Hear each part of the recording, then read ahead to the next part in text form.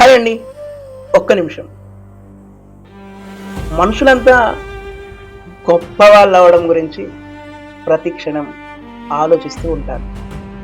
అయితే ఇక్కడ ప్రశ్న ఏంటంటే, గొప్ప వాళ్ళు అవ్వడం అంటే ఏంటి?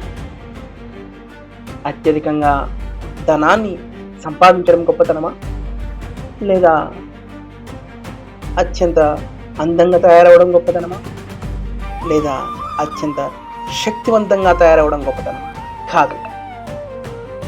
గొప్పతనం అవ్వడం అంటే ఒక మనిషి బాధలో కష్టంలో ఉన్నప్పుడు ఆ మనిషికి అండగా తోడుగా ఉంటే అది గొప్పతనం. హనుమంతుడు రాముడికి ఎంతో గొప్పవాడయ్యాడు.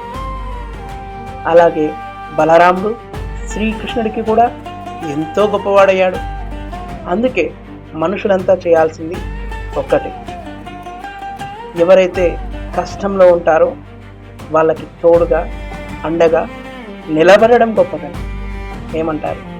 Thank you. సర్వే జన సుఖినో భవంతు.